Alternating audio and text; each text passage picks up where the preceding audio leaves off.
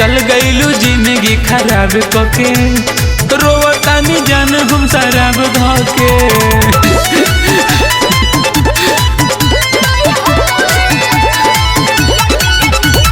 शादी कके हम के मुआवतारू हो, रतिया में याद रोजे आवतारू हो। हे जान सुना तारू, शादी कके हम के मुआवतारू हो, रतिया में याद रोज आवतारू हो।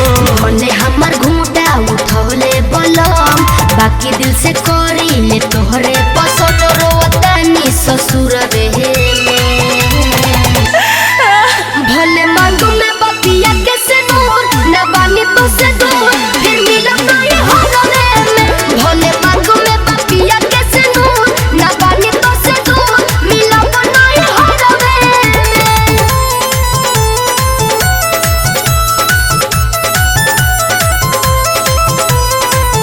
Music by Tinku Tufan.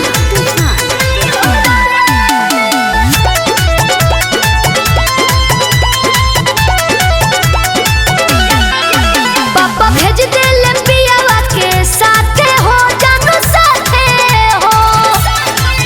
दिल तोहरे ला तड़पत बाटे हो, इह बाटे हो। तू भुला गईलू ससुरा जाके हो रानी जाके हो। अरे का कहतड़, तू बदल गईलू पियावा के पाके हो, प्यार पाके हो। तुहरा ले बेसी सहतानी सितम, नइखे भुलाइल संगे खाइल कसम, तू ही बड़ सिंहर रहे।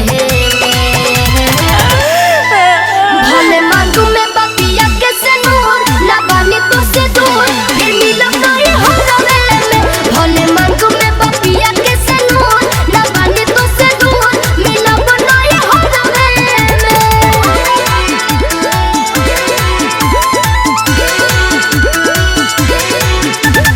सही सही बोल कब अबू हो, वादा कर न भूलबू हो।